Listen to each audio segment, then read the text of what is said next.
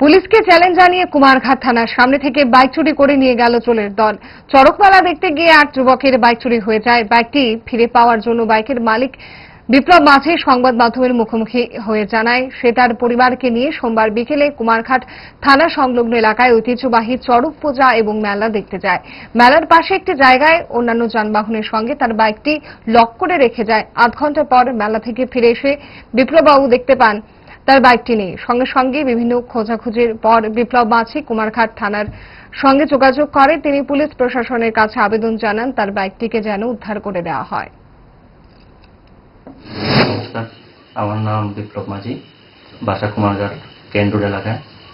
আজকে 14 তারিখ চৈত্র সংক্রান্তির দিনে সোমবারে আমি আমার পরিবারকে নিয়ে কুমারঘাট থানার সংলগ্ন পাশেই বলতে পারেন, কুমারঘাট থেকে 50 মিটার দূরে হবে এই চড়ক মেলা, ওইখানে আমি যাই পরিবারকে নিয়ে।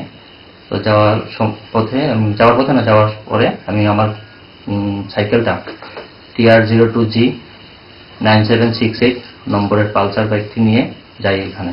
তো বাইকটি আমি এখানে মেলার পাশেই রেখে, আরো বাইক ছিল ওখানে, আমি মেলাতে যাই পরিবারকে নিয়ে। তো প্রায় ঘন্টাখানিক বা 1.5 ঘন্টা হবে আমি চড়ক থেকে ফিরে এসে দেখি যেখানে আমি আমার বাইকটি রেখেছিলাম ওইখানে আমার বাইকটি আর নেই।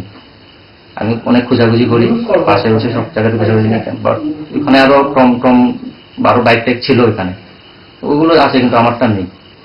তো সঙ্গে সঙ্গে আমি পাশেই থানা, আমি কুমারঘাট থানাতে যাই, গিয়ে ওখানে বলি ওদেরকে যে এই অবস্থা। তো ওনারা বললেন যে হ্যাঁ ওনারা দেখছেন। তো আমি এটাই বলতে চাই যে আমার এই সাইকেলটা যে বা কারা নিয়েছে, চুরি করেই নিয়েছে বলবো, এখানে যেহেতু পাইনি। তো আমি আপনাদের মাধ্যমে এটাই বলতে চাই যে আমার বা পুলিশ প্রশাসনের কাছে আমার এটাই রিকোয়েস্ট থাকবে যেন আমার সাইকেলটা যাতে ওনারা বাইকটা যাতে খুঁজে বের করে দেয়।